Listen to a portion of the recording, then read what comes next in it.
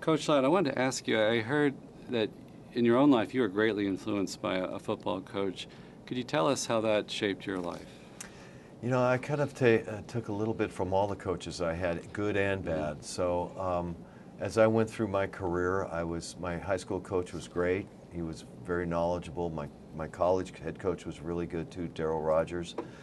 But I was coached by all other types of coaches. So some coaches are like, I don't know if I'd want to coach like that. So I tried to take the best out of all of them. Okay. And you all are a team. You've worked together for many years. Could you describe the relationship? I think our relationship is one, first of all, based on mutual respect.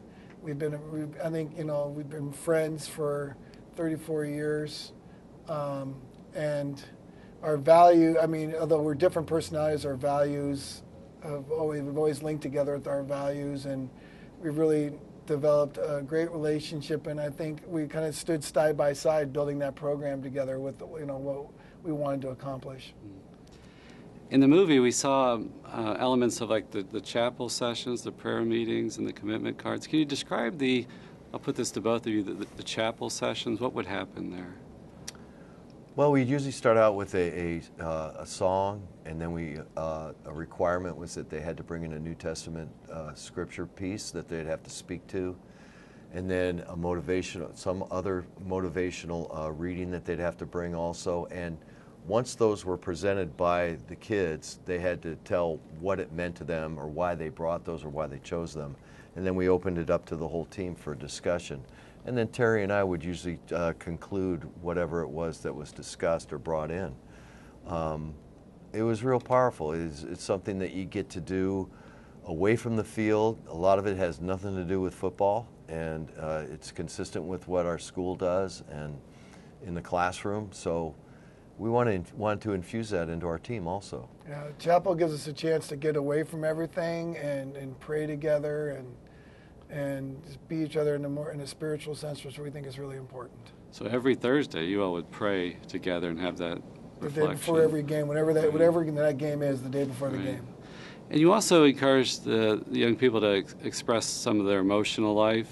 Would that happen at the chapel session? Or? Yes. Yeah. Yes. And why was that so important? It was important because we want those kids to know that there's people there to support them.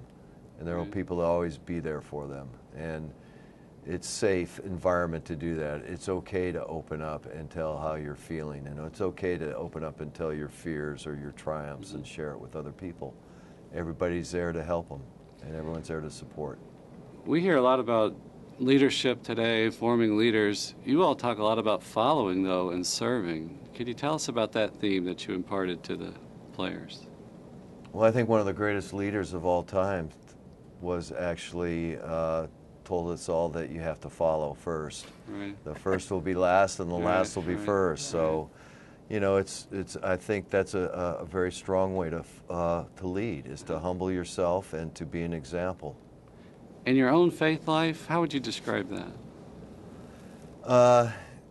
Not believing that I'm any more important than anybody else, that I'm just a part of the whole picture, that all of us have a place. You know, we all have a soul, we all have a heart, and we're basically all in the same boat. So I've always kept that in perspective. For me, it's always bringing God's love into my everyday life and my everyday relationships.